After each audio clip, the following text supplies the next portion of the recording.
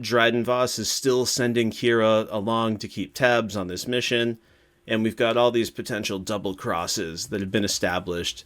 They're in place. You know, as Sam mentioned earlier, we're going to get way more Lando, Lando and Han. I like way this more plan. Lando and L3. I have a really good feeling about this. I do yeah. too. Oh, yeah.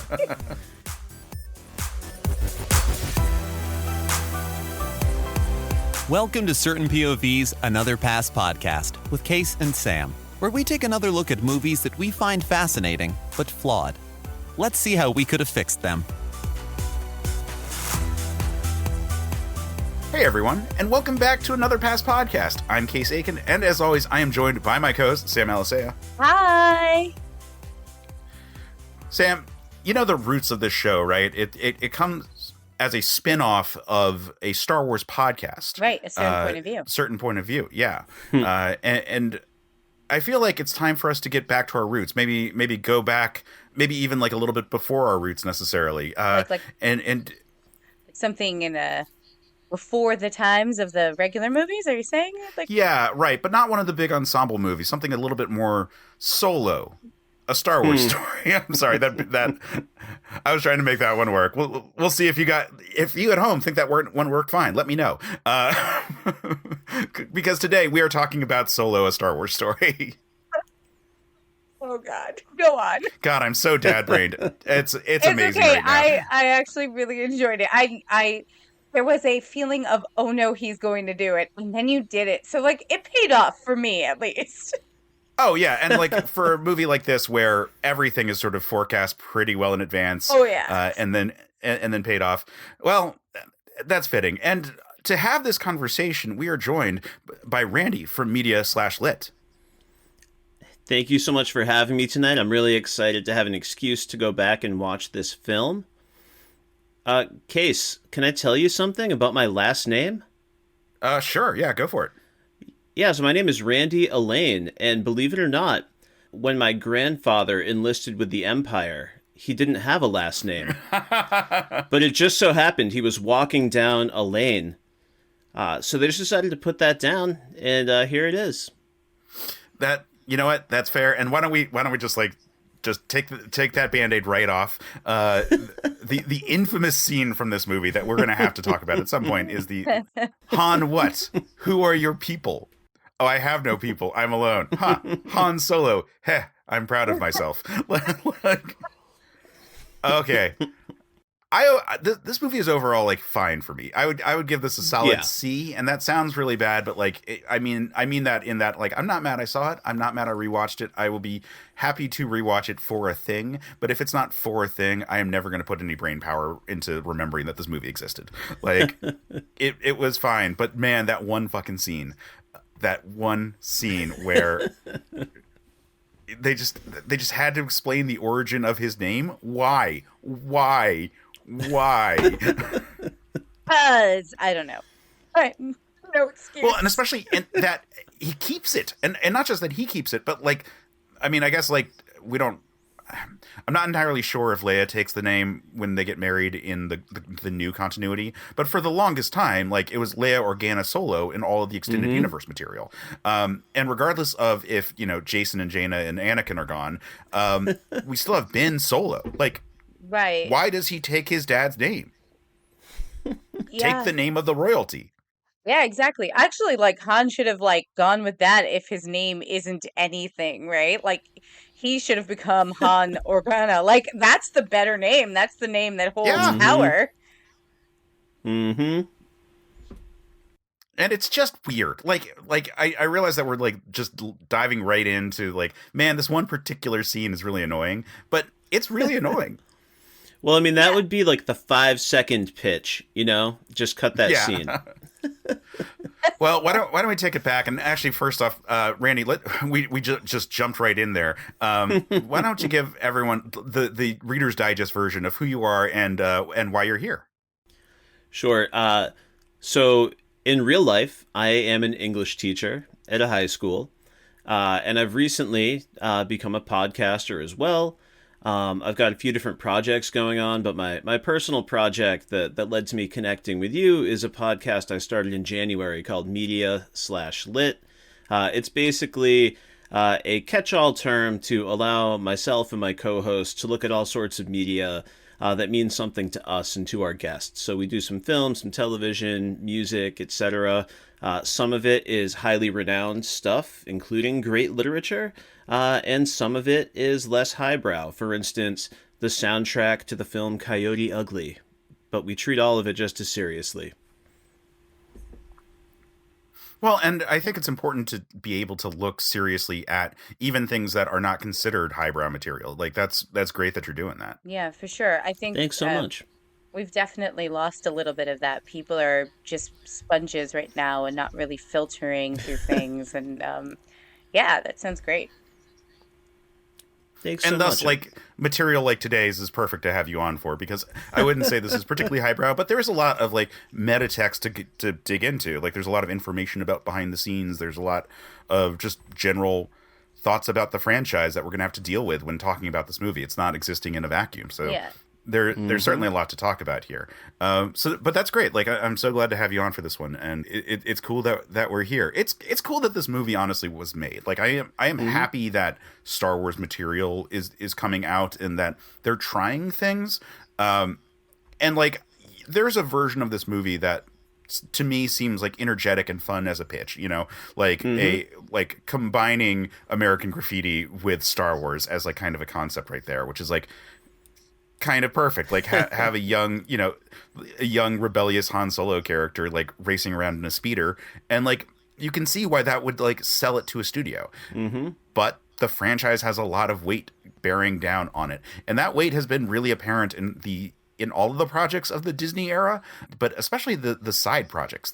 This and Rogue One both had very similar stories in terms of the behind the scenes issues with their directors, producing what are both, I think, interesting pieces to have existed. Rogue One, I think, has a more interesting discussion overall, but you know, this one is certainly like postulating, can you do one of these like prequel origin story movies and have it be engaging and like, you know, and at the same time like give the audience what they want and do something that isn't just a Star Wars movie or just a Star Wars prequel or what, you know, what, like a saga movie, however you want to talk about it. Like, this is the first movie that is like it, if that makes sense.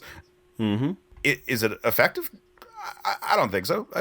I think like I think that it is, like I said, a C movie, like maybe C plus in the best light of things. It would be a C plus B minus if this came out in like the 90s or the early 2000s, where we didn't have the Star Wars material that we do. But we have so much Star Wars material now that it, like, you can't grade this on any kind of curve. Yeah, absolutely. And like, there's so much promise there. You know, they got Lawrence Kasdan to come back and be attached to the script, who was so involved in the early films, and Han Solo. So you can see that there was some excitement, and they really seemed to believe in this project. Yeah, and like that, just right there, you would think, well, Empire is the Han Solo movie of the original trilogy. You know, very much the first one is introducing everyone, but Luke is our viewpoint character, and Luke is our main character for Return of the Jedi. But like, we've got two concurrent stories going on with the Millennium Falcon and with Luke in Empire, and so we actually get a lot of characterization for Han. Like, he becomes very much one of our, like, a deuteragonist in that scenario, as opposed to the supporting man. And so, like, you think Kasdan being attached to this, that's great. Like, the pedigree for this movie is wonderful. Yeah, and even compared to some of the less successful content that's come out since, you know, I look at something like the Book of Boba Fett, and you know, like, this film did like the land speeder, you know, throwback to the past more successfully. So there's some DNA of things they wanted to do, and they still want to do, for sure. Yeah, and there's elements that I think like are successful, at least in terms of concept. Like the actual slave uprising scene, I think, is very funny. There are good moments throughout this whole thing. I think Donald Glover is a great Lando Calrissian. Yeah. I have mixed feelings about a lot of the rest of the cast of this movie, but okay. We get the meeting of Han and Chewie, and that scene I actually rather enjoy. Like, in term, like, and not just like, oh, it's fine for this movie, but I mean, like, in terms of us seeing a thing that we have heard so much about and finally getting to visualize it doesn't fail at its mission. Yeah, and that's Agreed. actually like pretty like fun and funny, and it's like automatically they're like, "You're gonna trust me," and it's like, "What are you doing, Chewie? Don't do it. You're gonna be stuck with him for the rest of your life." But it's great. It's like a great No, moment. he'll be stuck with him for the rest of Han's life. True. Wow. Wow. I would say too soon, but it's not. It's true. I mean, I'm just saying, like,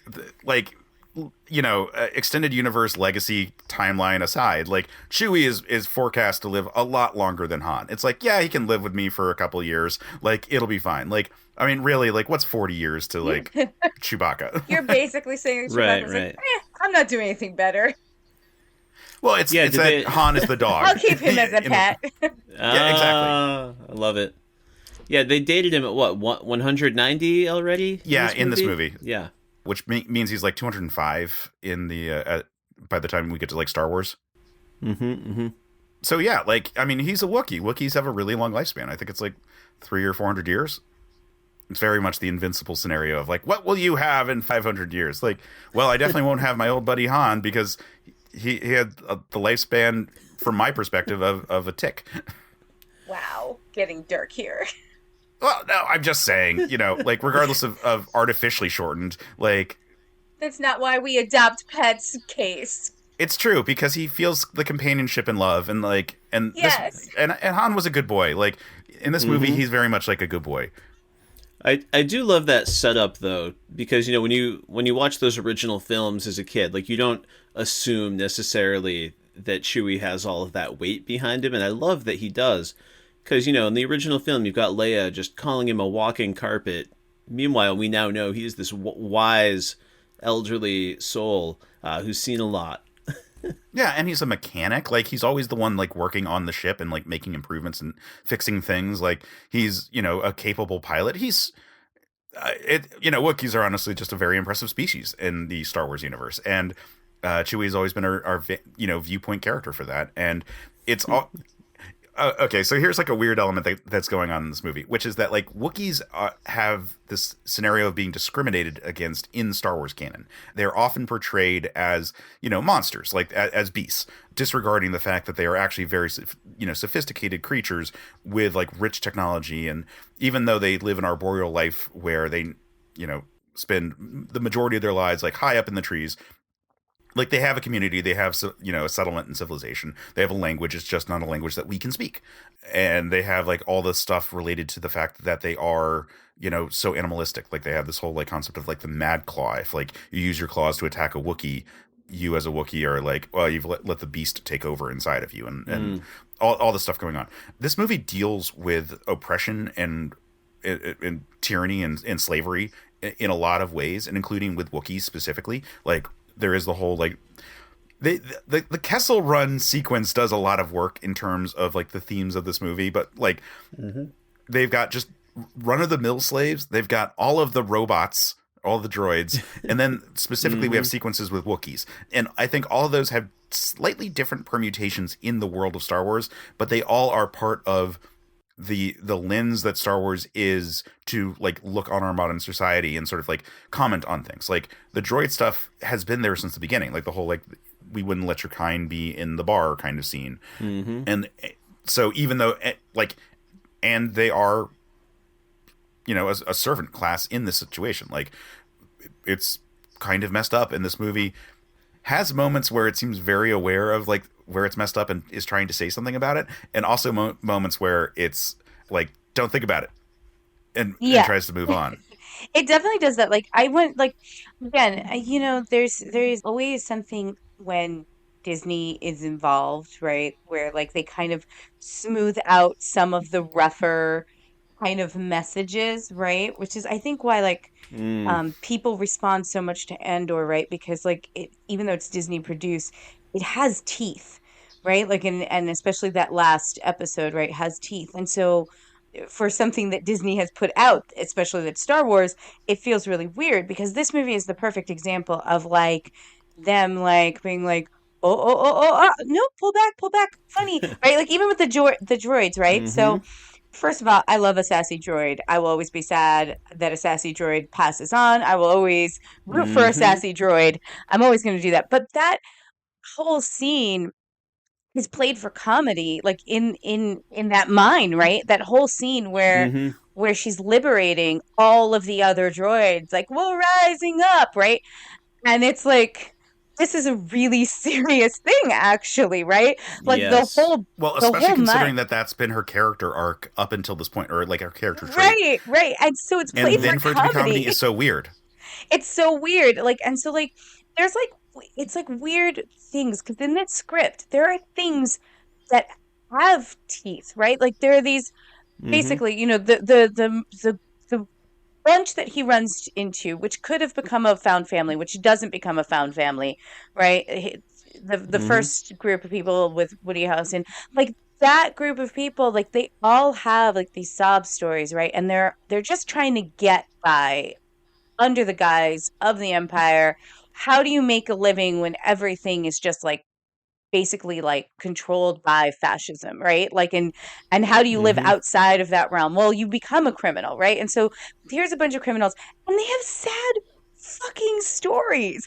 And it's just like laughing around the thing, right? And it's like, and basically he's like, even Chewbacca's story, like you get his lore, right?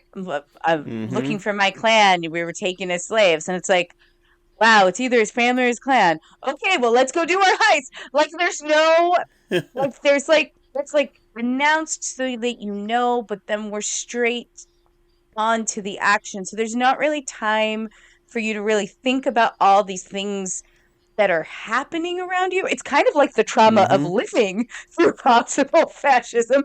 But you know what I mean? Like there's this movie doesn't really take a breather. And even at the end, right? You've got people who basically were destroyed by the mining of materials, and they're here trying to take it back and all of this stuff, and they're against these gangsters.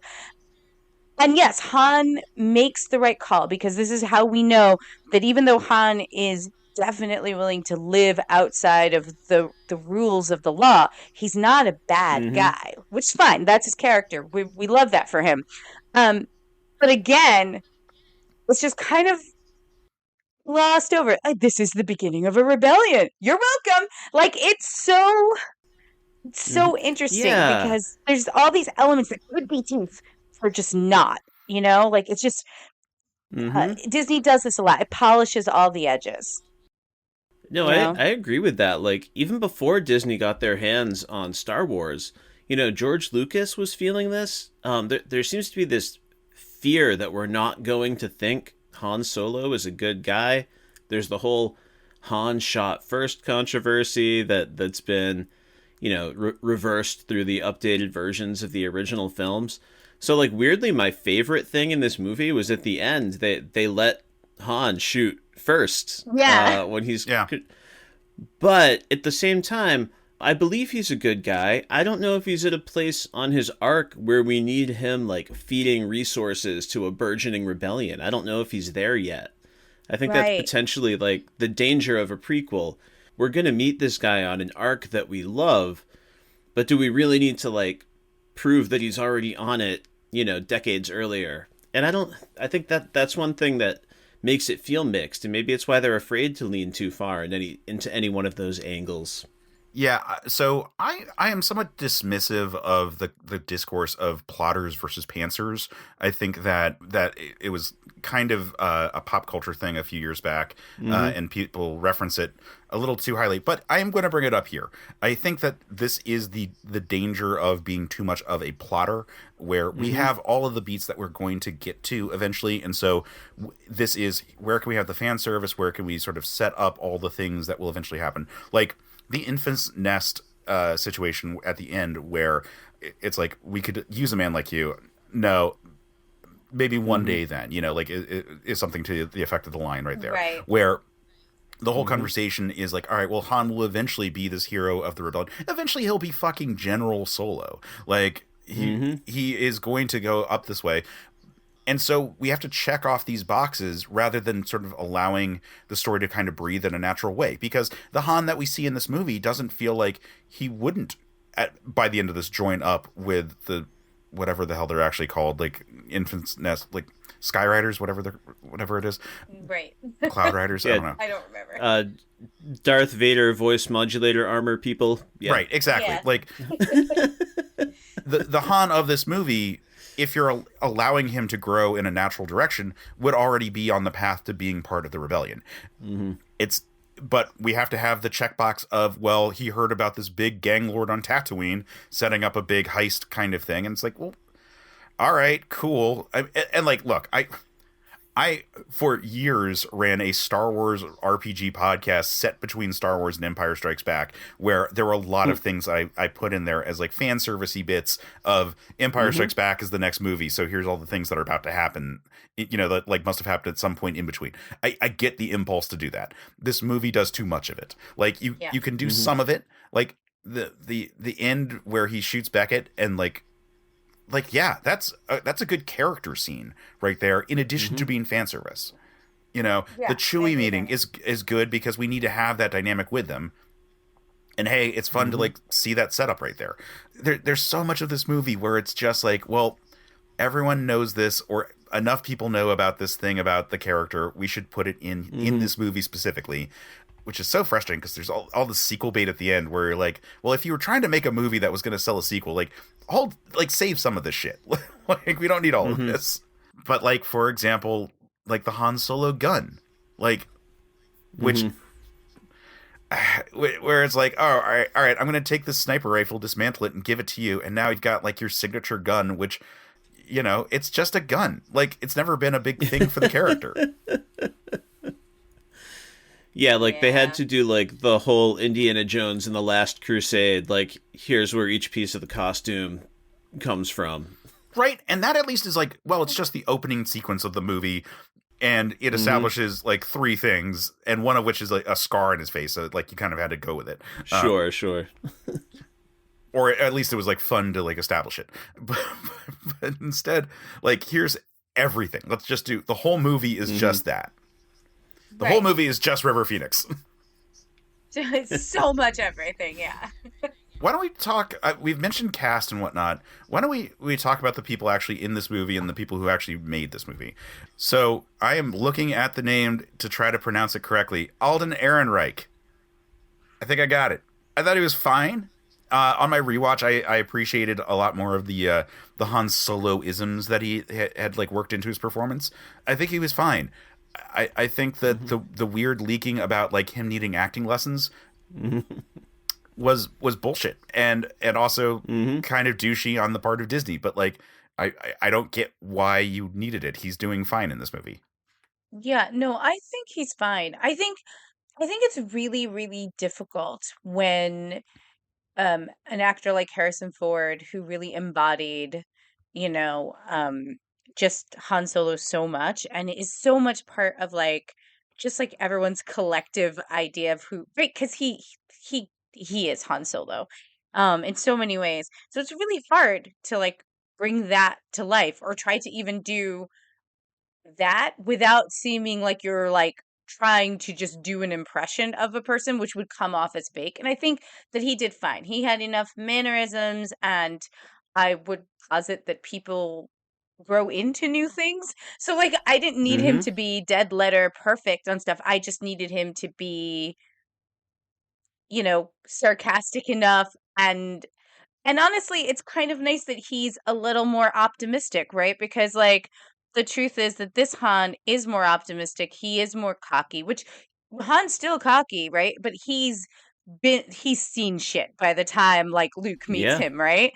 So it makes sense to me like how he was portrayed, and the kind of like, oh, this was him, you know, when he still believed, right, in all of his schemes. This was him when he trusted that he would just get it done, right? Because they even this might have been too much. They had him said, "I've got a good feeling about this," which is the Yeah. like, and I was like, I was like, that's kind of funny, but also maybe you're going a little too far. Like with like, this is how he's different. He's got a good. He won't be saying that in the future. I think it So works better depending on the tone of the movie, and I think it works better in the comedy version of this movie, right, which we'll get to in a minute. But right. So, and again, this movie doesn't know how serious or how funny it wants to be, and that's part of its issue. But yeah, I agree with you, Casey. He was fine. Like, honestly, on the rewatch, like, there was nothing really about him that made me go, oh no, I hate that guy. Like, I, I liked him. He's fine. He's fine. You know, that whole conversation kind of defines my relationship with this movie, because when it was first announced, I rolled my eyes, I was very skeptical. I said, why would you use your resources to take on the impossible task of recreating Harrison Ford? And then, you know, based on the research I did for today, it sounds like Lord and Miller really had lost the casting crew to a certain extent. Like it sounds like the atmosphere on set was not great. And it seems like maybe people were relieved when we had a new director come in Ron Howard. But then to have, you know, all this information leaking about the acting coach and stuff, it kind of frustrated me and put me back on Alden's side. And perhaps it's my lifetime love of Han Solo that did this to me and gave me a problem with authority. But it just kind of reeked of, you made a decision that was probably bad on its face, and now you're creating this atmosphere to imply it's someone else's problem. Just feels like such a detached administrative move to me. And it put me in the place where I was like, I'm going to give this film a shot. And I really hoped it was going to be great. yeah, and also thank God they didn't try to digitally recreate Han Solo, because again, this is after Rogue One. Disney is not afraid to do that with some characters, and you could imagine them superimposing Harrison Ford's face on Alden Ehrenreich. Yeah. Or doing something kind of like Looper, and kind of splitting the difference between their faces. Yeah, I almost wonder if this experience is what's pushed them to keep messing with that. With, you know, like Luke and Mandalorian and whatnot. Yeah. Or no, that was technically Book of Boba Fett, I guess. Well, no, and also season 2. Yeah, I think season 2. Yeah. Yep. Yeah, I mean, clearly, yeah. Doing a full movie about a character was going to be difficult regardless. And honestly, I don't know how much super young Han Solo, or not Han Solo, Harrison Ford footage they had. He made it big when he was in his 30s. So even though he had acting beforehand, it's not like there's just the wealth of material that we have for the actors who, their Star Wars was their early 20s. And that's the specific era. We're trying to recreate a character from even a younger Han Solo than what we've ever seen. So it's certainly a difficult task there. But yeah, I think he's doing fine. And again, the tone of the movie can kind of take some of his performance to be either appropriate or inappropriate for the scene, depending on what the movie is supposed to be. Woody Harrelson as Beckett. I generally like Woody Harrelson. He's a funny, weird dude. He did a show at New World Stages back when I worked there. So I've met him, and he refuses to have a cell phone. So he would always require the use of an office every time he had to make a phone call. And it's yeah, of course, Mr. Harrison, that's fine. I think he's as this sort of Long John Silver type character, I think he does a good enough job in this role. Maybe too good a job, because you do trust him a lot because he's got that kind of charming nature to him. Mm-hmm. Yeah, but that works for his character, right? If you're going to be a person who may betray everyone you've ever known, you might want a little charm on that. Con men often do have a lot of charm. And so it's a great early role model for a Han Solo. Where is he learning some of that faked confidence? Yeah, I think the only thing that bugs me is that we spend so much time with him with his first crew.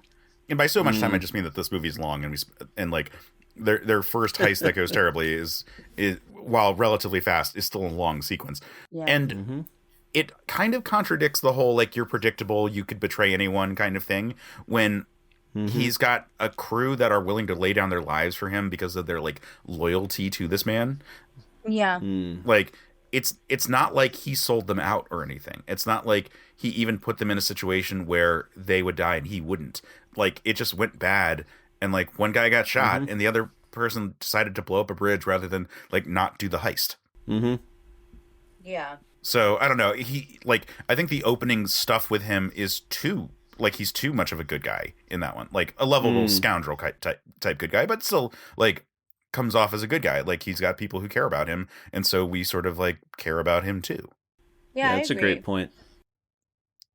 I definitely agree. I mean, honestly, like, I kind of felt like, and I think maybe this is just because I've always been a Lando fan. I just felt like I wanted Lando to come in sooner. Oh yeah, And also you have like such a great casting for it, right? And like, I mean, I think like at least 30, almost 40 minutes of the movie go by before Lando like even shows up. And I feel like you're doing a disservice to like the friendship aspect, right? Like they're old friends, blah blah blah.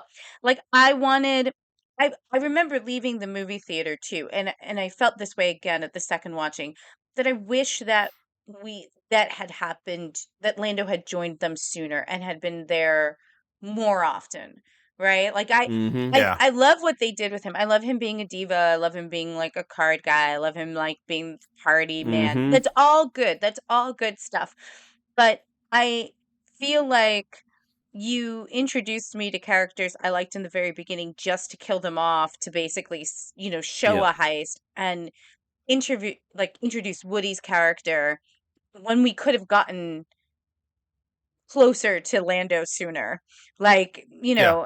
and I went back and forth, Mm-hmm.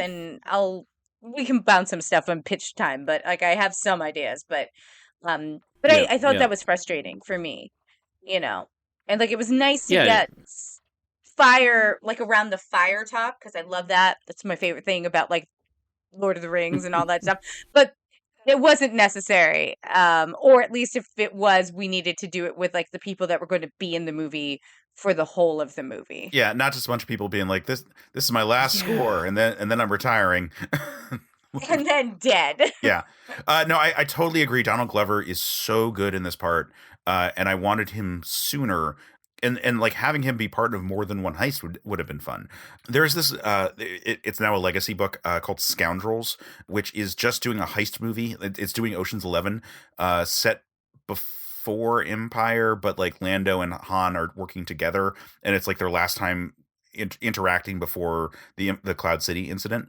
But like they put together like a whole team of scoundrels to break into things, and I wanted that in this. Like I wanted this to be, like have an early screwed up heist with Lando, and then have them come back together to do the Kessel Run, and have the Kessel Run heist be the big important thing, because like the Kessel Run is so important. But like have more of Lando, because like one, Donald Glover is one of your bigger stars in this movie, and he's coming in doing a very on the nose imitation of Billy D. Williams and having a lot of fun with it. Like if your goal is to put like youthful energy into this movie, like this is one of your actors who's going to do that, and who's going to sell like the positive vibes that we all want for this movie.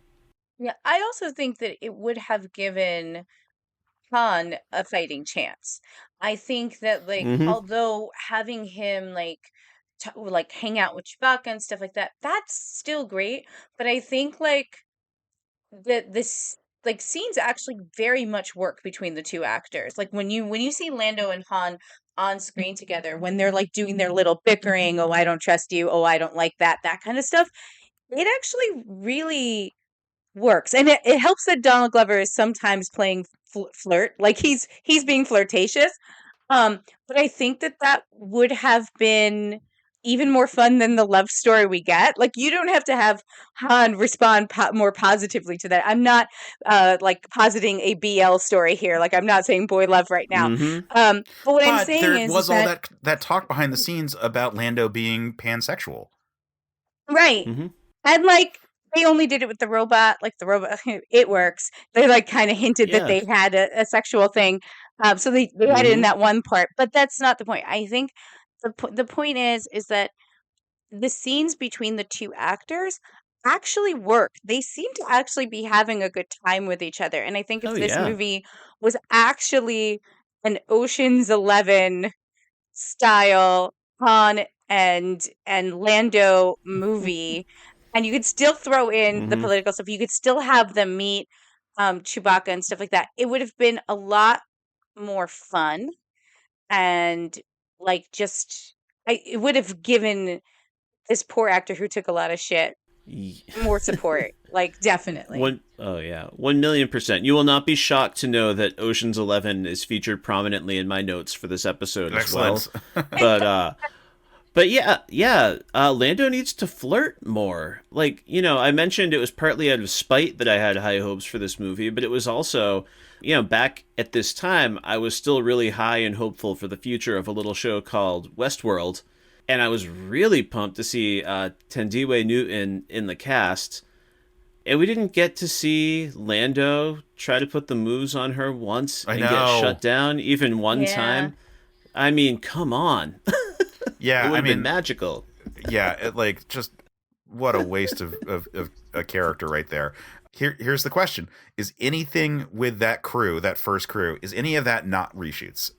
Because I think it's all reshoots. I think it's all either shot in the 5 weeks of reshoots that they did afterwards, or in the 3 weeks that Howard came in on, and they restructured some of the stuff for the characters, because they're not even referenced afterwards. There's one shot which is clearly an insert where Han goes you cared about Val, and this gets into my whole the relationship with Val and with Rio, doesn't seem to inform anything about Beckett. Beckett's character traits are totally different than what he is presented as earlier in the movie, because here's the leader of a cool crew of thieves that are all super close with each other and will die for each other. And also he's don't trust anyone.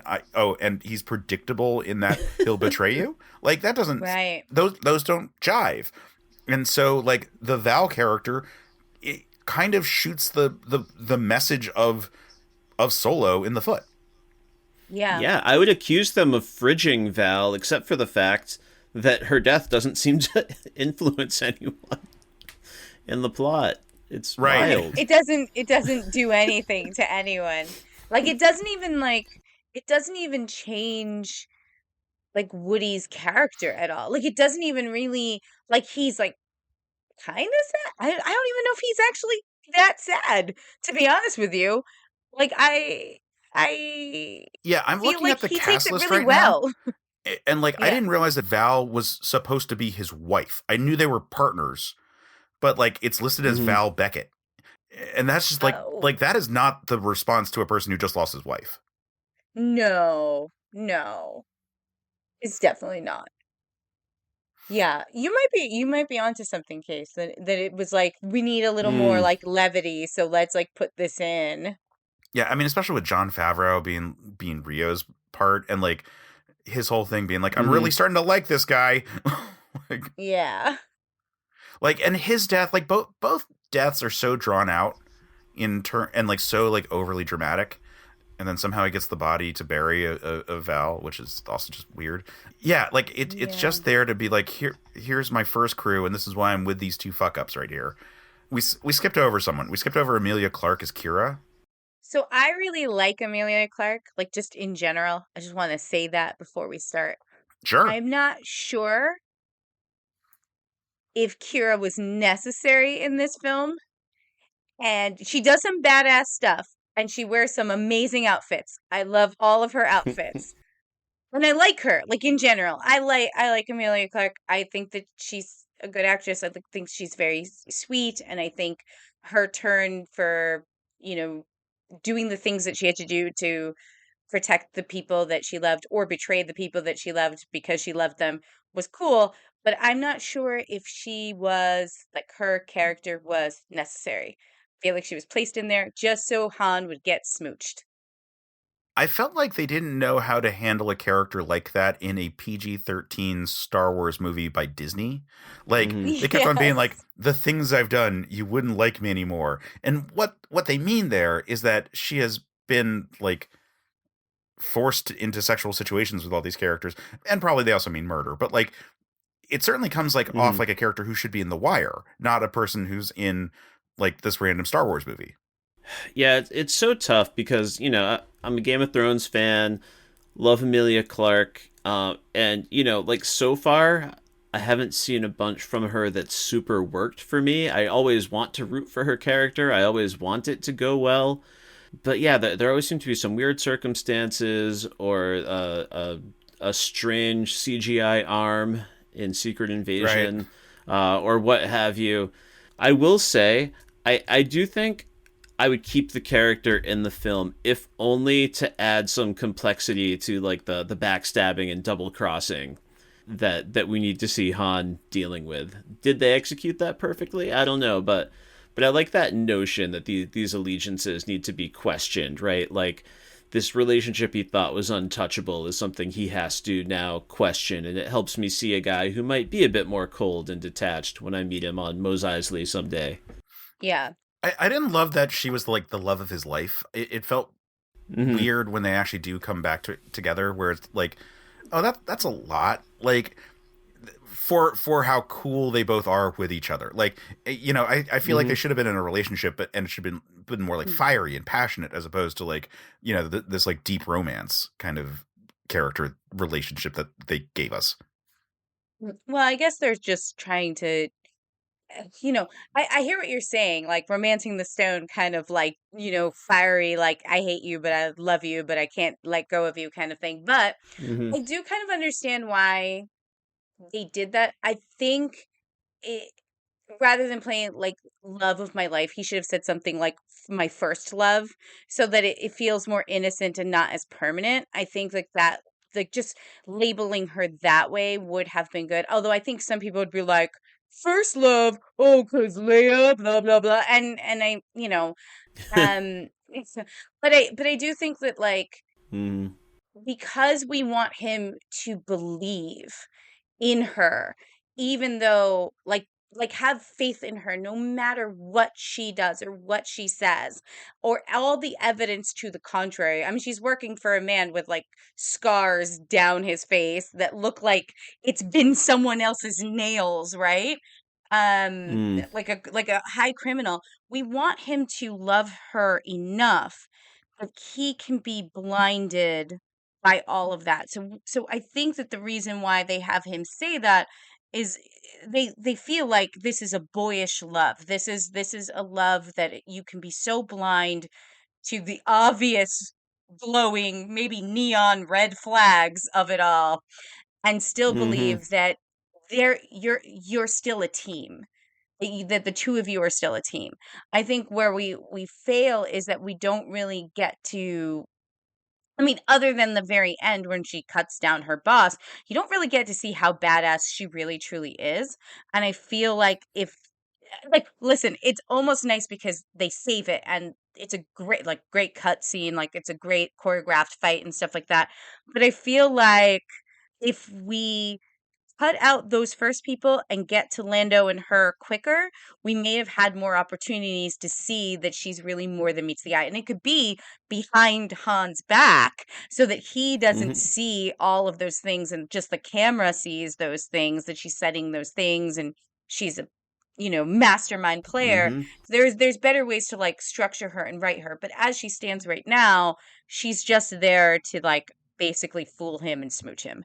Yeah. And so like I Yep. would have like I it's either write her better so that you know what?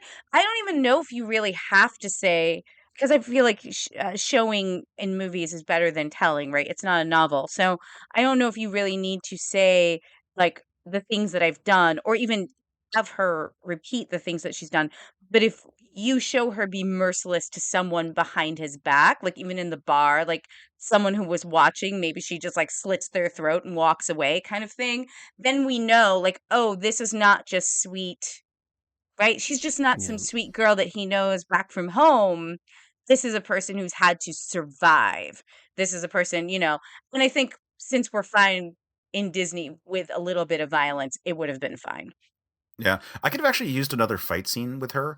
As it is, we Yeah. have two, and the second one being with, you know, Paul Bettany's Dryden Voss. Like, I needed to feel like she was actually going to stand a chance, and the one that she had was just like that quick takedown of that one guy.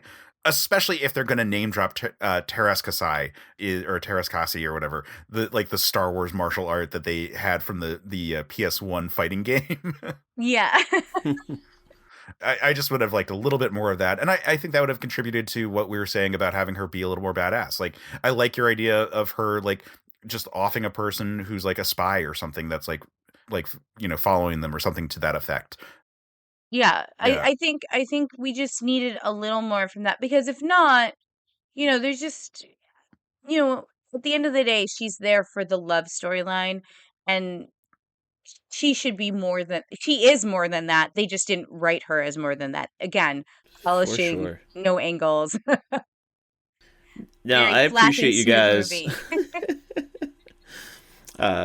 I appreciate you folks inviting me on here. So I watched the deleted scenes. I don't usually put much stock into them, but I figured for a podcast like this, it might not hurt. I think they were all good cuts, but the one thing I will mention is there was a cut scene from the very beginning of the movie when Han, goes to seek Kira out and tell her, like, now's the time. And in this deleted scene, he kind of wakes her from her sleep, and she wakes up and just instinctively puts a knife to his throat, nearly cuts his throat. Oh, that before she realizes That's who way has cooler. accosted her. yeah, that would have been And good inclusion. Damn it.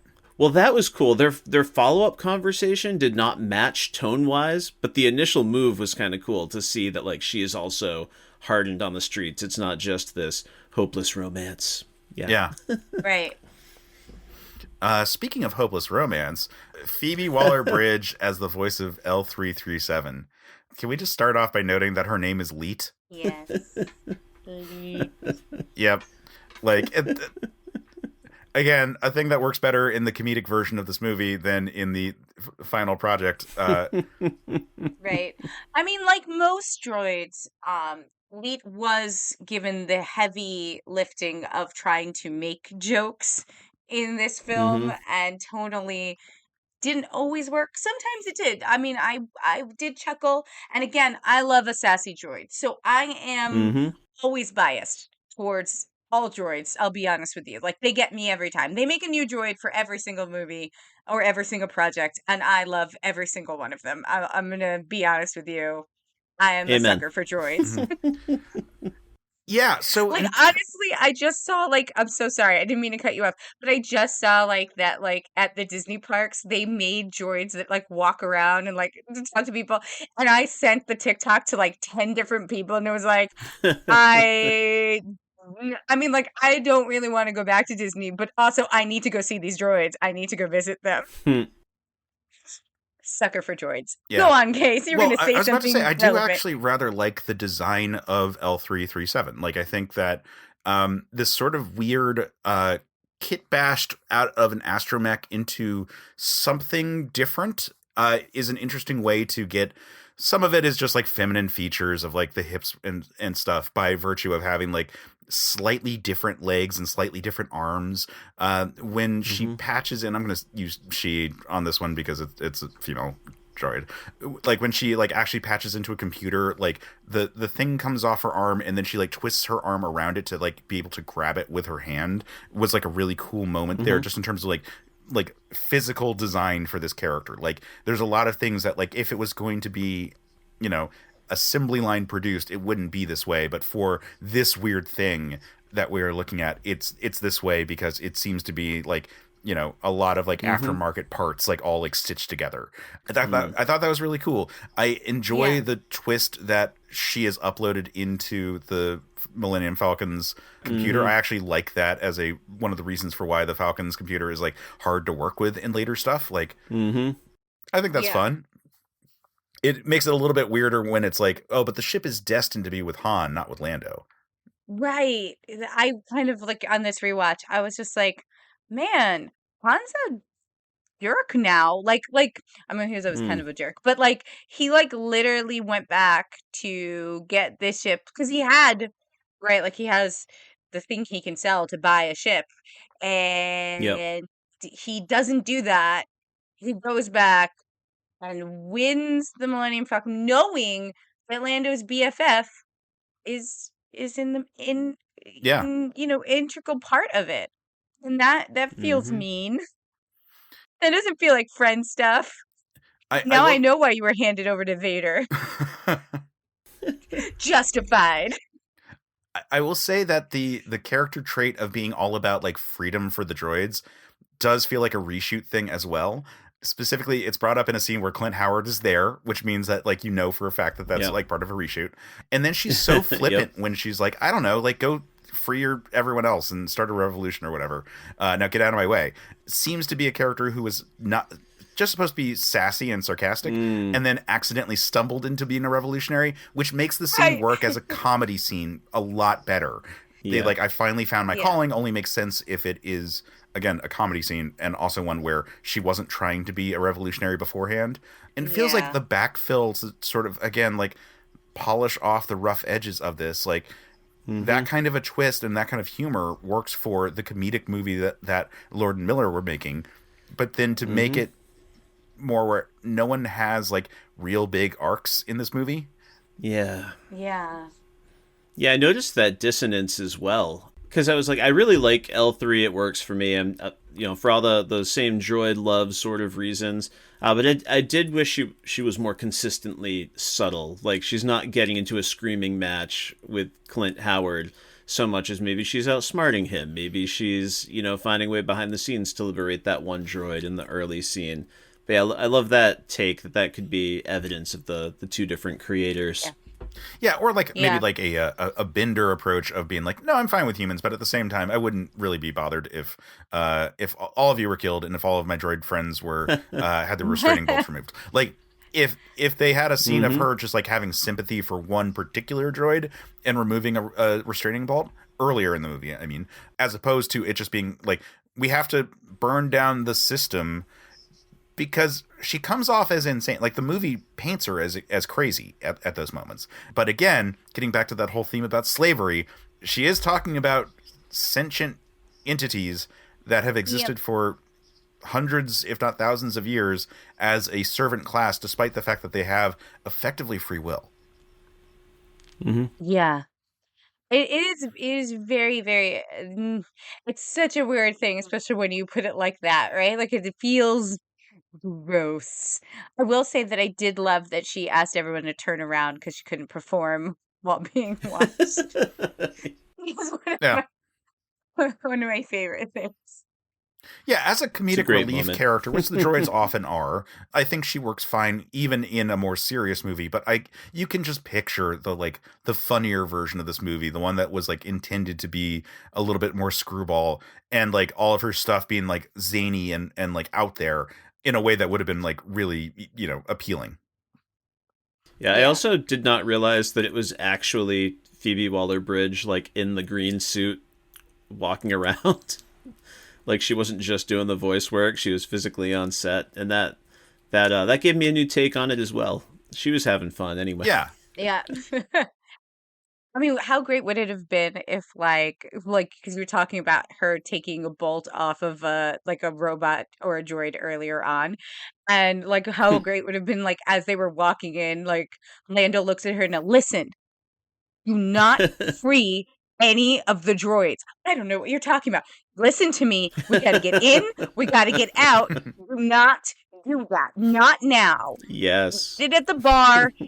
I didn't do that at the bar. I know it was you. Don't do it. And then she could be like spoil sport or something like that, or or turn to Emilia Clarke and said, "Do you feel that sexual tension? Disgusting, right?" Like just kind of like play on those words, like because and it's just kind of like that would have been better. Again, comedy. I'm aiming for a comedy clearly, but again, she really. We need her to really want beforehand to free droids and to kind of have a habit of like hacking into systems and making them. And this would all have been better if we had Lando and her sooner, because we would have had time for that. Yep. Moving on to I'm going to butcher this name, Juna Swatomo. Suetamo, Chewbacca. I think Chewbacca's great in this movie. As far as performances go, it's really hard to tell with like the amount of bodysuit that's going on with this character. Yeah. This is not like a Planet of the Apes situation where like the actor's performance is really like leaking through the mask. Like the mask is very much doing the work in this movie. And I'm sorry, that's just the truth. Like, you know, like there's a lot of like good performance going on, but like I don't have a lot to say because it's like the scenes are good with the character. That's what I care about. Yeah, I mean, like, I agree. it's Chewbacca. What are we gonna say? He deserved a medal at the end of Hope, and he deserves a medal now. He was great. He was good. Yeah. No notes. Yeah. I watched a little promotional roundtable with Ron Howard and the actors, and it was great that they let the Chewbacca actor sit at the table with everyone else and answer questions. Like, you know, he was part of the family. Probably the deleted scene that I liked most, which does nothing for the plot, was literally just after the failed train heist. Chewie, Han, and Beckett have been walking for a while, and Han and Chewie just get into like a snowball fight, and they're like wrestling with each other. And it was kind of fun, because in that moment I could actually see some kind of like emotional relationship between the actors. It was probably a good cut, but that was the closest I came to feeling it was in a deleted scene, so I think I'm with you. Oh, nice. Yeah. Yeah, like I do like setting up their relationship, and I think they do a good job of like Han and Chewie like coming off as friends in this, and like more of that would always be appreciated. But you know, I think Chewbacca is fine. I think they did just fine with Chewbacca in this one. He's a big man who looks like he is able to be a fierce beast. And he's engaged. He's engaged with Han, you know. He's good. I'm sorry to hit you with all this special feature stuff, but I just had to quickly throw in that Alden Ehrenreich said during his second audition they were trying to pretend it wasn't for Star Wars, so they had him like audition with a dog puppet that was just barking. and then the actor kind of quipped that, you know, oh, they thought my performance could be replaced with a sound effect. Great. No, and also like feel free to like dump all the special feature load on us. Like I wish I did not get a chance to, but I always prefer to have that level of research if I can. So Paul Bettany as Dryden Voss. We should note real quick that this is the big recasting in the movie. It was supposed to be Michael K. Williams initially, and that became otherwise because he couldn't come back for the 5 weeks of reshoots that came about as a result of Ron Howard taking over as director. Which means that you can tell when you see all the Dryden Voss stuff, he's always in the same clothes, and it's like 2 sets that he's on. But that said, you know, I like Paul Bettany generally. Like, he does a pretty good job of being like this crime lord in it. The fight scene is fine. The knife, it's always weird in Star Wars where it's like, yeah, let's use knives and stuff instead of just guns. But like the knives were cool looking, and they were Darth Maul-ish. So he's like a lieutenant to Darth Maul. Like that was fine. I don't know. I mean, like you can tell that he was like part of the reshoots, like, is the only thing. Oh yeah.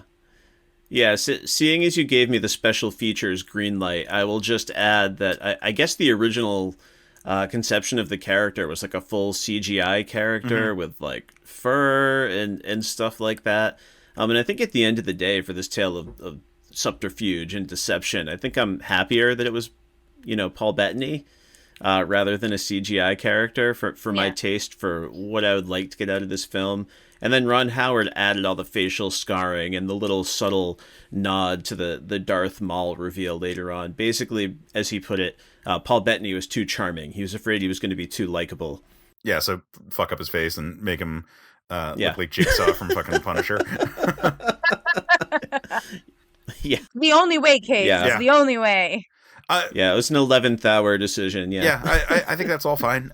He's fairly tall, so he's like towering over Emilia Clarke in their fight scene, which is why I kind of wanted her to have an extra scene of being a badass, so that we're like, you know, so that we can sell it a little bit more. You know, not because she can't be a badass in that scene. It's just that we haven't seen her be a badass enough to, you know. I hear you. You know, I think Star Wars has to like walk this very narrow line in terms of like how much weird shit can we put in before the scenes start to break. Like we know that like the special editions and like the prequels overloaded like too many weird characters in there, and the scenes felt kind of like stilted because like so much of it's green screen, so much of it isn't like actual human actors like working with each other. I feel that Paul Bettany does his job pretty well and is a believable foe. Yeah. So yeah, on that note, we might as well just mention that Darth Maul makes his reappearance in movies in this movie, and it's a weird one that they do. So they have Ray Park play the part, but then he's voiced over by Sam Witwer, who did his voice in the animated stuff. Yeah. And I think it works like mostly fine. Like he's in a hologram anyway, so like you can forgive like any issues with like the lips like matching perfectly on like the it's a hologram, whatever. Like the, there's like a glitch effect going on.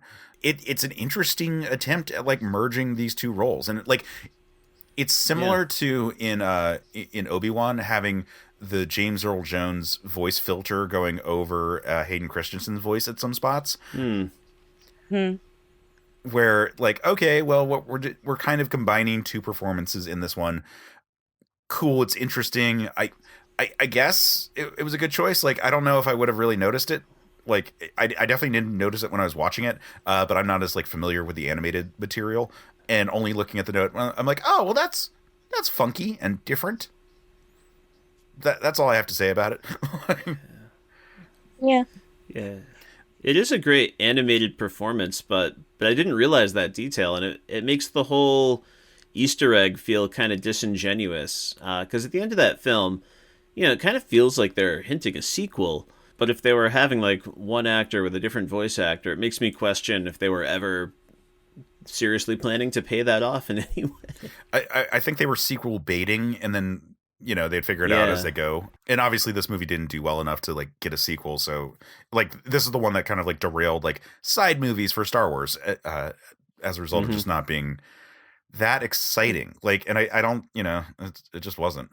We were going to get an Obi-Wan and a Boba Fett movie, right? Yep. And they became shows. Yeah.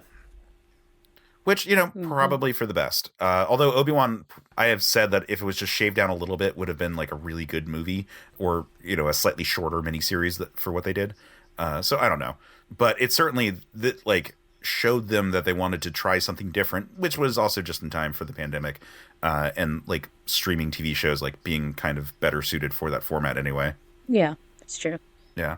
Aaron Kellyman as Infus Nest. I'm going to start off by saying that I did not realize that was the character's name when I first saw the movie. I thought that was the group. And then finding out that, it's like, actually, they're the Cloud Riders, and that's the leader's Infant's Nest. I'm like, cool. I don't know. It's like one of those like Star Wars names that like just doesn't sound like a real name. I found the reveal, and I use reveal in quotes because it's set up as a reveal, but it's not a reveal of any like actual thing. It's just like, it's a human girl who is like behind this part. I found that underwhelming and like not a thing. Like it's like, so what? You say that because I actually really liked it. Oh, and okay. I liked it because it was because she's so young and it's the face of a child and it's a face of a people who've been kind of,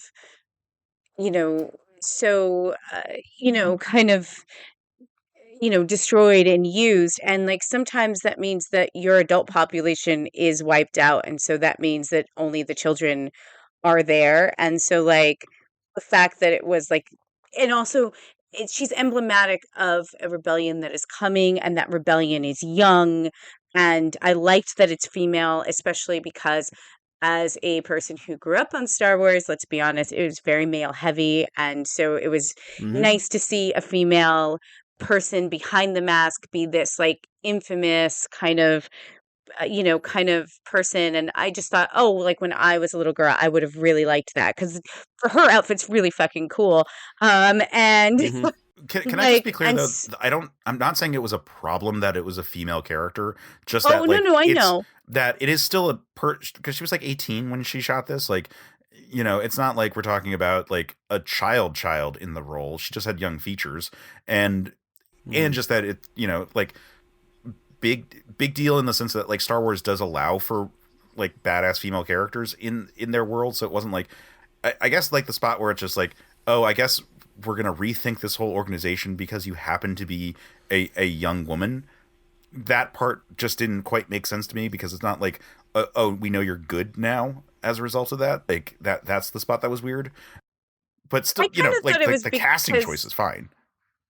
yeah, I thought their like decision to pull back was just kind of like well, I first of all, I do think that in general, if someone unmasked themselves and they ended up being someone with such childlike features, you would take a step back and be like, "Oh shit. Mm-hmm. Like how old are you?" So I don't think that's necessarily like an incorrect reading on like how you would react to that moment.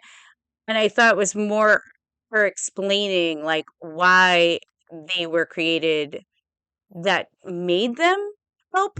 Like I don't like Mm-hmm. so for me like it was like a nice and powerful moment and it was kind of like, "Oh, like yeah, Mm-hmm. it's just a girl." Like but that's fine. Like like this is so I really actually I really liked it. And like I know like it's this is a big bad and it's chasing and stuff like that. But I think maybe because this movie's trying to do a lot of twists and turns and red herrings that sometimes work and sometimes don't because everything's kind of telegraphed.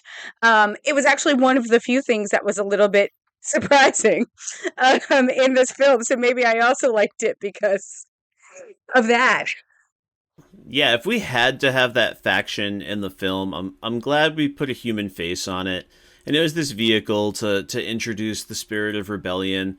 And, I even like that actress, and I think with more screen time, there was more to do there. But I think my one of my biggest things with this film, and I mentioned it earlier, is I don't need Han dealing with the rebellion yet. I know that Hmm. story is coming later in his life, so I think it wasn't that choice. It wasn't the actress. I think it was just an element of the movie that it was a new element in a movie that already felt overstuffed. Yeah, Right. It's too much. It is too much happening and they're not necessary. They're not it's not necessary. The heist is done, right? Like it would have been better if like Beckett had just double crossed him to get away with Hmm. all the stuff, right? Or he had tried to double cross him to like go off to with Lando and like Lando and he like they had talked about it and they're like we can't trust Beckett. We need to go. Uh, Hmm. by adding this other element, this like final thing, you're adding way too much time. Like this movie is like 2 hours and like 17 minutes, like including the freaking credits, and it just didn't really need to be. I think if it was yeah. shorter, it would have Hmm. been a better movie because there are fun elements in this film. It's just so heavy with too much stuff. And no breathing room on this all. Like it is too long, and like we were saying, like it goes from one thing to another very quickly, and oftentimes has action beats for the sake of action beats. Like when they're Hmm. Hmm. escaping when they're escaping the Kessel and they're doing the Kessel Run, like the whole monster sequence, like none of the like it didn't need to be as big and dramatic a thing, or if it did, it should have been more a part of their actual getaway part of it. I don't know. It like it just felt like we have to have like another new like, and then this thing happens and then this thing happens like constantly in this Hmm. movie, so that we never have like the breather moments. And like we know that if it was a Lord and Miller movie, we would have those breather moments, because you look at like Lego movie, or you look at the Spider-Verse movies, like they do have those moments for breathing in between the big action Hmm. beats. Yeah. And for that we don't really I think because of that we're relying so heavily on lore, on what we already know about the characters, and we're not really getting to know them as fully now. Like it's just like I wish we had some more. Again, I keep saying it, but I wish I had some more like Lando Han interactions. I wish Hmm. that we had built up, like you do have some with him and Kira, and that's great because at least we get to know a little more about Han in those moments. But like I just wish there was time for more breathing room between the characters to give us a little more to actually also, help the actor settle into this world that is like giant shoes that are Hmm. very hard to fill. And we didn't get to see that, really. Yeah, I'm in danger of getting into like my pitch territory by like complaining about some of the things that I would see altered, and we're running on I don't want us to run longer than the movie, so why don't we actually take a pause here and come back and speculate on what could have been done to make this a stronger movie, because I feel like that sort of is going to encompass the rest of this conversation at this point. Yeah, agreed.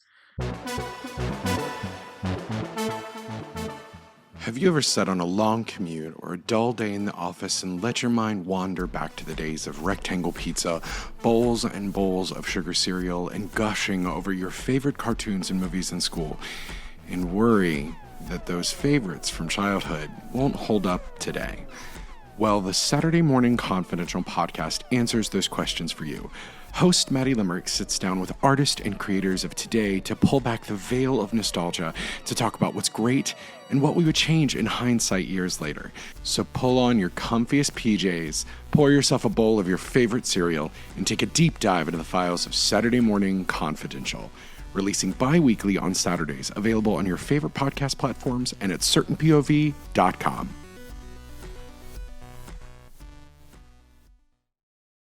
And we're back. All right, Randy. So there's one hard rule about the following conversation that we have to abide by. And that is that Sam is not allowed to go before me. No, After me. Sorry, my dad brain. You're not allowed to go before me. I'm not allowed to go before Sam. Sorry. Yes. Let me rephrase that. So that I am not allowed to go before Sam. Now, as our guest, I am going to allow you to pick whether you go first or Sam goes first, but I just can't go first in this whole conversation. Now, we do also have a little bit of a soft ethos of this all, which is that we try to be realistic about the time of production. I need to, before we get into any further conversation, just say for the record, the Lord and Miller version of this movie, I don't necessarily think would be automatically a better movie, even though the positive press that they as a directing duo have gotten because of the Spider-Verse movies makes it hard not to look at this and just be like, what? You're crazy. You got rid of the guys who did the Spider-Verse movies? Those are so good. It's a natural impulse, but it is not productive for us to say like, well, what if you just didn't fucking fire them? Like, we don't know what was going on behind the scenes with the actual cast and crew and everything to that effect, and what was actually coming out in terms of the decision to do that, like to mid-production fire them and then have Howard come in, as opposed to see what they turned out and then have Howard do the reshoots and then ultimately do enough to like get the credit or something to that effect. Whatever. It's just weird, and it's a lot to speculate on, and I feel like it will end up being kind of an unproductive speculation just because we just don't know what that movie is. There are scenes that we can identify that feel like this is probably the original stuff, such as like when Han like takes the rock and like does the kick sound with his mouth and then they call him out for it. Like that feels like a Lord Miller bit right there. Like, but it's a fun one. It's hard to say for like other things where it all happens and who was doing what. Suffice it to say, Disney felt that a change had to be made. Kathleen Kennedy felt that a change had to be made. And, despite how much people have liked to vilify her on the internet, I think that she has overall stewarded the franchise very effectively, and that they were up against a rock and a hard place. So, like, whatever kind of speculation we have, I don't think it's productive just to say, well, just don't fire Lord and Miller. So we should be, like, discussing, like, well, what could have been done in terms of, like, what we actually saw. So, on that note, as our guest, would you like to go first? Would you like to have Sam go first? Or we can all just kind of like build it together since mine is mostly like, man, that movie should have been shorter. And also like, I think it should have leaned into the comedy a little bit more.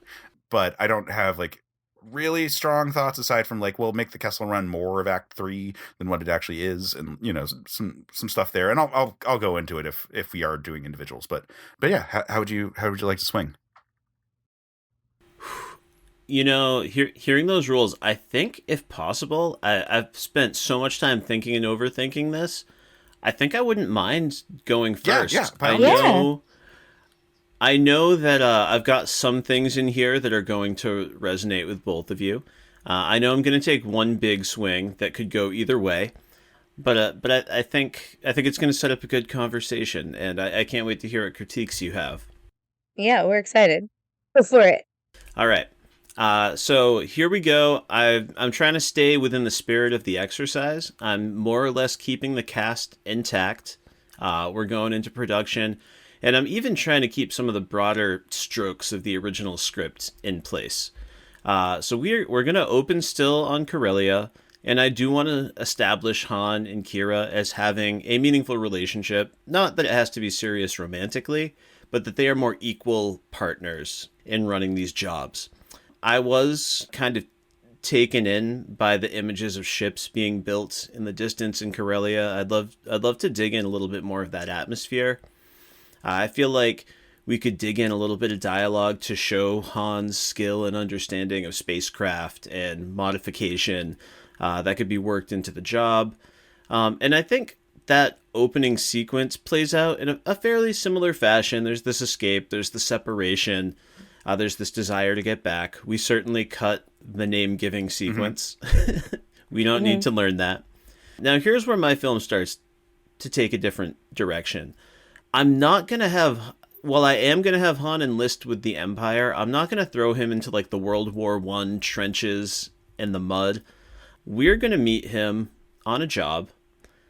I don't even care so much where the job is, but he is actually somewhat successful within the Empire, and he is working with Beckett, who is actually a corrupt Imperial officer. And they have been working jobs secretly on the side together, skimming money off of transactions.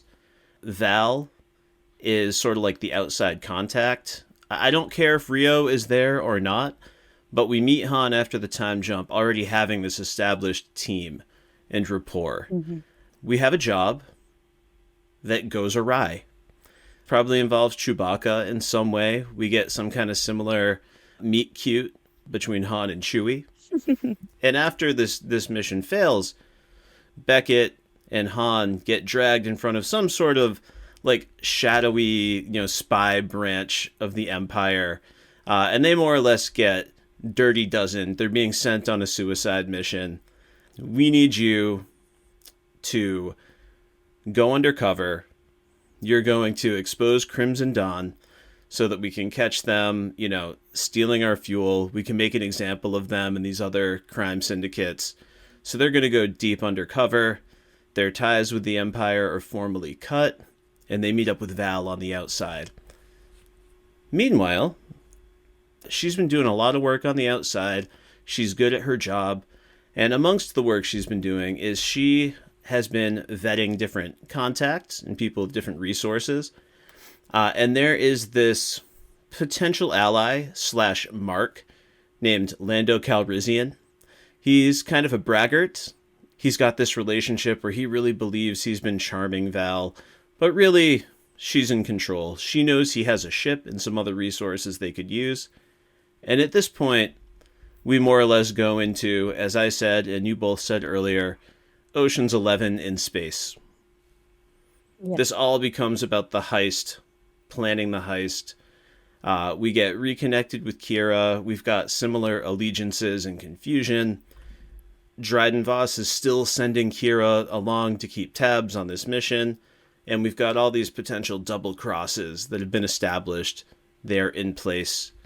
As Sam mentioned earlier, we're going to get way more Lando. Way more Lando and Han. I like way this more plan. Lando and L3. I have a really good feeling about this. I do too. Oh, yeah. Yeah, he's going to be trying to flirt with Val. He's going to be trying to flirt with Kira. He's going to be trying to flirt with anyone else that we can get on the spacecraft. And they're going to have this time together. Now, this whole Kessel mine situation, the spice mines of Kessel, didn't fully work in the original film. There's a lot going on. The stakes are never super clear to me. So because we're giving it this Ocean's 11 treatment, we're going to understand their security measures. We're going to understand what kind of diplomat. Like I was going to say, thank God. That's they don't have a plan when they roll in the actual movie. And we need them to lay out the plan and give us a hologram of the Kessel mines and be like, here's all of our security. Jesus Christ, that's exactly what this movie needs. Yeah, absolutely. And including some preparation for the space travel portion. where we can learn about like what this smuggler's run is, why the distance is 20 parsecs, why you have to avoid this maw, why it's dangerous, why you would never go that way no matter what. But, Val is still alive and has a role. Kira's alive. We know what kind of diplomat she is. L3 has a chance to plan an insurrection more thoughtfully. There's still room for humor in there. That's going to be part of the distraction and part of the plan. So we get out of there, yet we still have to do this 12 parsec Kessel Run. So we're going to add a little heist movie twist where the reason they have to suddenly change the plan is because there's some kind of emergency security protocol they were not aware of. The coaxium is degrading faster than it's supposed to. This was not something they planned for. Using this new navigational system because, poor L3 still had to be destroyed and become one with the Falcon. But yeah, they make the jump. And when we get there, we have a complex series of confrontations. We've removed this burgeoning rebellion from the film entirely. They are no longer players. Our team believes that they are setting up the Crimson Dawn to get surrounded by Imperial forces at this drop, so they show off. They are cocky. They are confident. They're surrounded by Crimson Dawn, but they know the Empire is on their way, and this is all part of the plan. However, just when they're at their cockiest, Dryden reveals that they've got the intel. They know the Empire was on their way. They scrambled that communication. They're not coming. Han tries to make up a dumb lie, just like he did in the original movie, and Lando fully bails on them with the Falcon, just like in the original movie.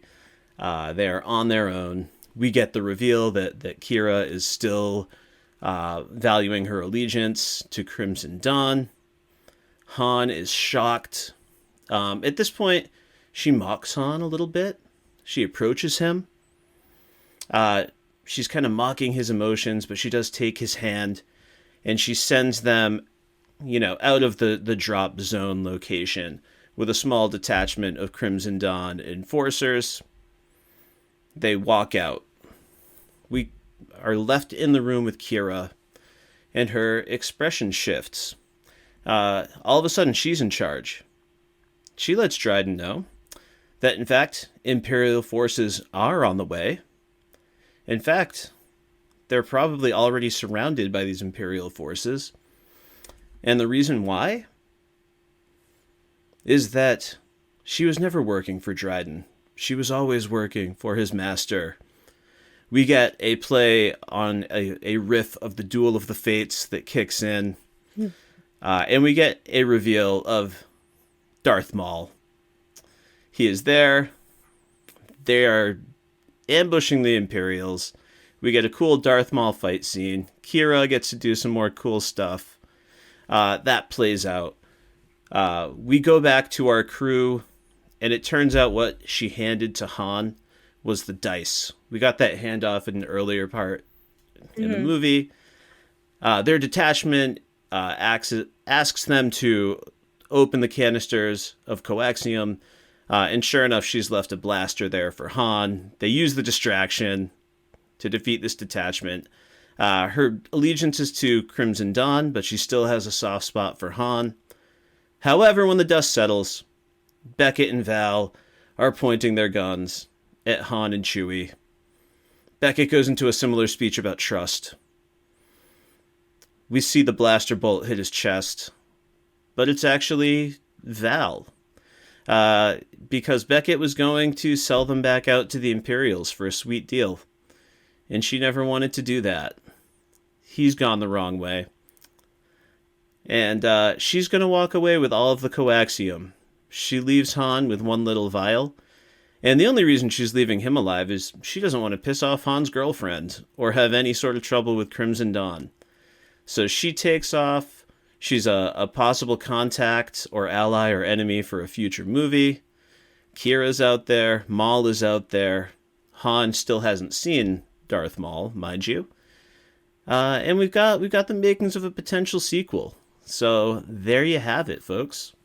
All right. I like this a lot. The one thing I would throw in there is if there was something of a Departed kind of element of if the Empire, like if because like the whales of the Crimson Dawn are probably working with the Empire well enough. Like like most likely, if the Empire is trying to investigate them, they're just looking for like some sacrificial lamb so that everyone can kind of go back to business without necessarily like needing to be too stressed about the whole matter. And so like there could be this like back and forth play where like Dryden Voss thinks that he is setting up Kira to be the person who is the sacrificial lamb. Kira is actually setting up Dryden Voss to be the sacrificial lamb. Right. That part right there. And that. That can sort of like facilitate sort of the infighting of the Crimson Dawn. Yeah, that'd be nice. But just that element triple, of like double, double crossing. because they're bribing the Empire. The Empire is going to look the other way for like the big organizations, right? Like that's one of the big things. Like Shadows of the Empire had Shizor as sort of like the third most powerful person in the Empire because of crime.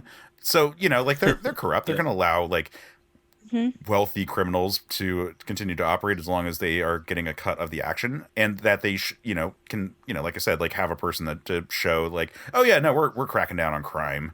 The Empire, like everything's safe under the Empire. Look at all the good things that we're doing, the big busts that we're making because they're fucking cops.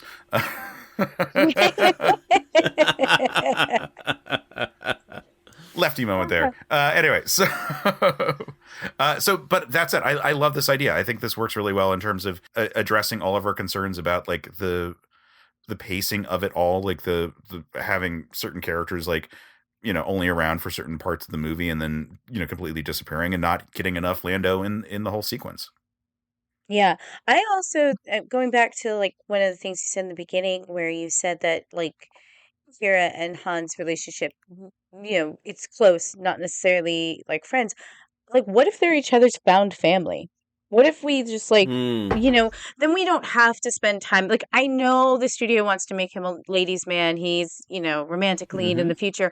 What if this is like his like adoptive sister on the street? Like they were two street kids that found each other, that survived every day because of each other. This isn't a romantic thing. This is family.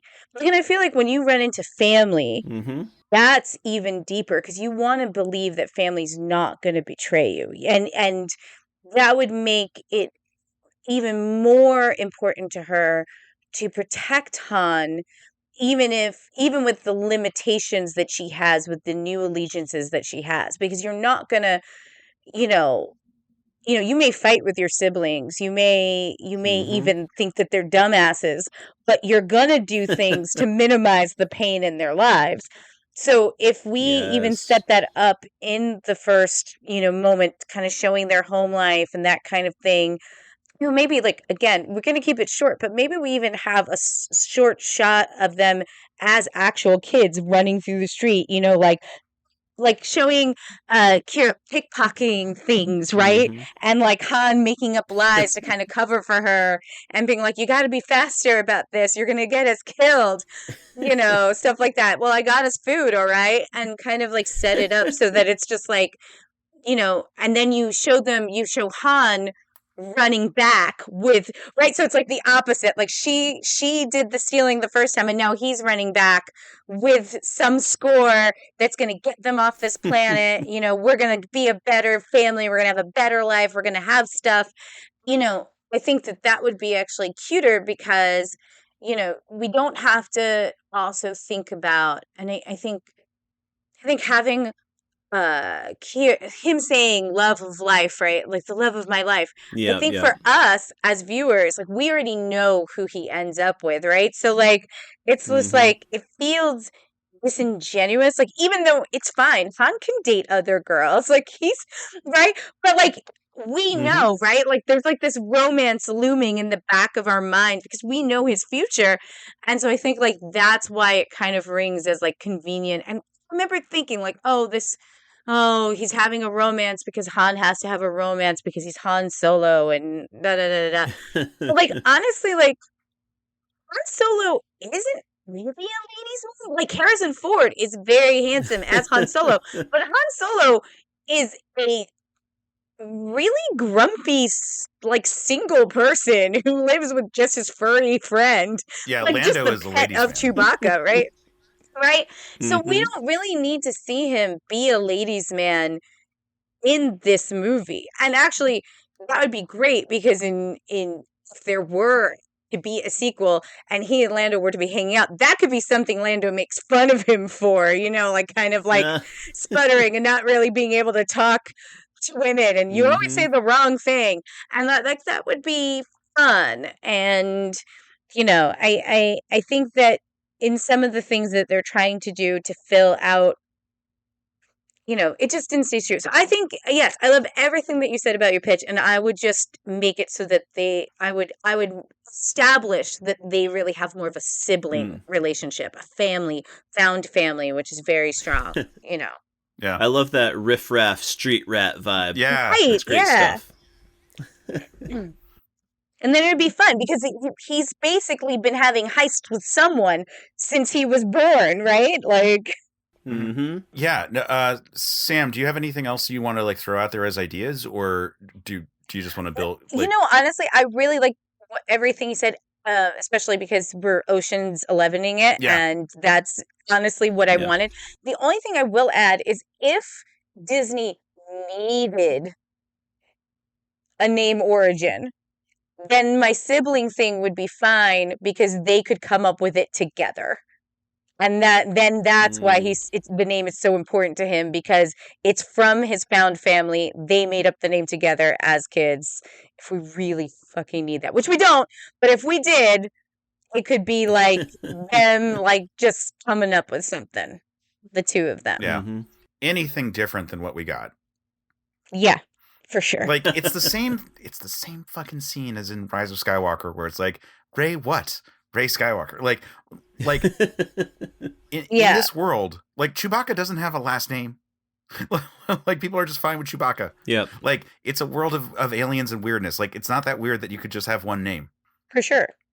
So, but if they create the name to tie the two of them together, that makes more sense. Because they were alone, then that is sweeter and kinder, and the reason why it would be important to be Han Solo, because it connects him to Kira Solo.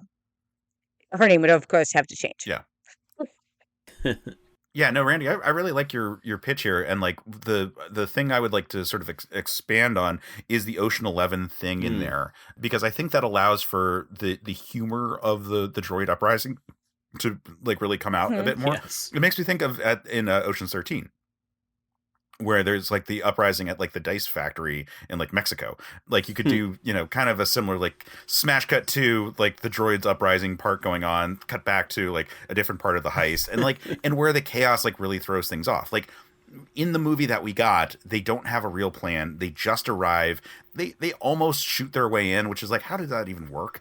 Shouldn't they be good at this kind of stuff? Like if the minds of Kessel are like constant, like one, under surveillance by like a super powerful crime syndicate, and two, an obvious target for these kind of raids, shouldn't they be really prepared for this kind of stuff? Shouldn't we need a lot of plan for them to even get in the front door? Yeah, for sure. And I think really like leaning into like, laying that whole thing out. It's like Ron Howard as the replacement director wasn't the right choice. They should have gotten Steven Soderbergh.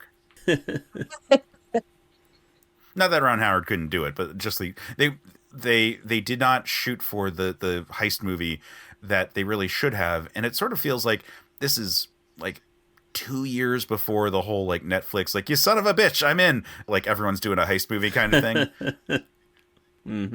But yeah, I really like this pitch here. And I think that, I mean, it's obvious that Solo had like fine bones, that it just needed like better ligaments and muscles to really stand on its own.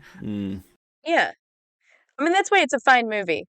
None of us had a hard time rewatching it. It wasn't like a chore to do. It just wasn't. It was a little long. I did have to split it up into 2 sections. But that is because my wife was out of town this week and I had the baby to myself. So yeah, my free time was at a premium. But aside from baby that, chaos does reign my wife supreme. my wife went to bed halfway through. But again, like, perfectly fine cast, like some really good moments in there. There's some real cool looks. I love Corellia. I love seeing Corellia. Like, that's so cool. I like your thought about like having more of the shots of them like actually building the ships. Like it would have been nice to like, the whole thing about like Han's dad working on like Corellian corvettes and stuff like that. Like show a little bit more of that. Like have spend some time on that detail so that you like feel for the character and like his history. Yeah. But aside from that, like actors are fine, and the movie itself is like is fine. But it made them reevaluate what they were doing, and I'm fine with what they're doing now instead. Like it's in the alternate reality where this was a hit and we got the Boba Fett and the Obi-Wan movies, I'm sure they would have been fine. It's hard to really say. Yeah. I was going to say, and then Andor, gave me that prison break that I really wanted. Uh-huh. That's yeah. All. See, so even if this movie closed a few doors, it opened new ones for down the line. Mm-hmm. Precisely. But as it was, it's okay. I'm not. The ethos of the show is that we're never like trying to like just like shit on a movie for the sake of it, and like this one I think was good for us to discuss because it's a movie that has like a very complicated production history. They just didn't stick the landing, and so that's why this isn't something like a fifth episode where we're talking about this as like a reason for why this was great. It's a reason for why it was flawed, and like it makes it difficult to like speculate on like what could have been done better too much because like I said, we can't just say like, well, if the original director stayed on board, it would have been a better movie because there was something wrong with it. And the big hits that Lord Miller have been animated, so sometimes that just doesn't translate. True. I'm just gonna say that part. But Randy, thank you for bringing this movie, and thank you for joining us today. Where can people find you and follow you, and like what have you got going on?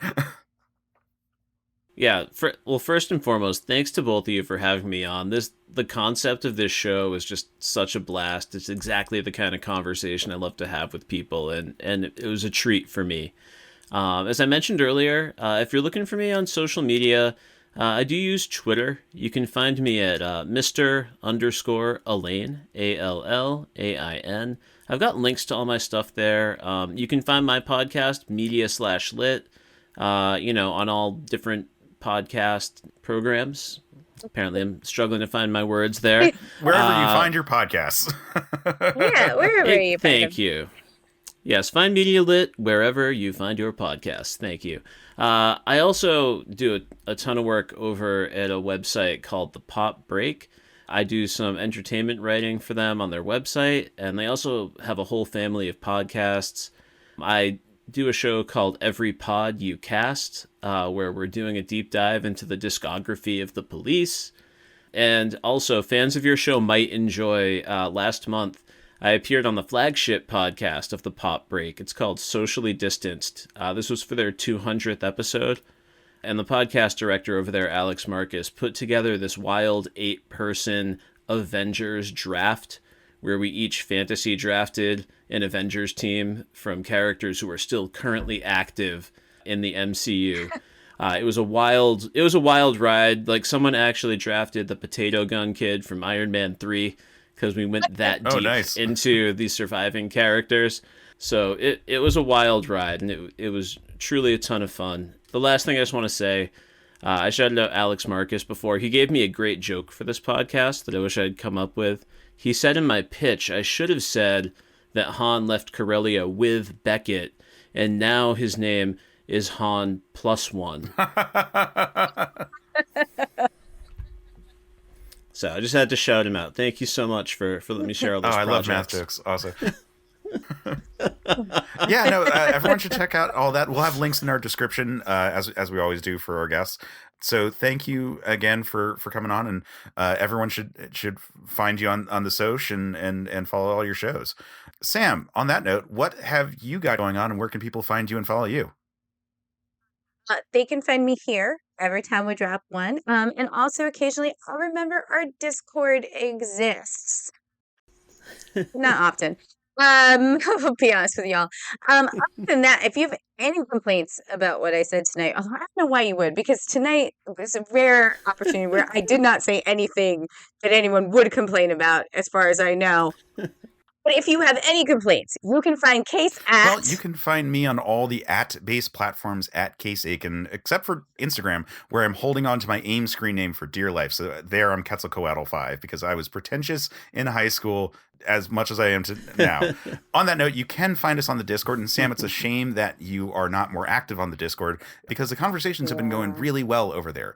We have had a recent shot in the arm of a whole bunch of new people joining, and conversations have just been really wild and fun. So you can find that at our website, certainpov.com. You can find links to our Discord. You can find links to all of the places where you can find this show. You can find tons of other great shows on our network. Like, I'm going to give a shout out to Reignite. They have been doing a book club style approach to various BioWare games, starting off with the Mass Effect trilogy, and they are just finishing up Dragon Age Origins right now. So check that out. It's a really fun, introspective discussion of this role-playing game series, and they are about to move on to the next Dragon Age game. So it is a good time to hop on and see what Matt and Frankie have to say about the experience of being the Warden.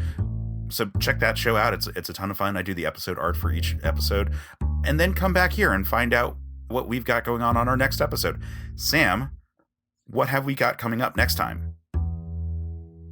Next time, we'll be talking about Highlander 2, The Quickening. But until then, if you enjoyed this, pass it on. Thanks for listening to Certain Point of View's Another Pass podcast. Don't miss an episode. Just subscribe and review the show on iTunes. Just go to certainpov.com.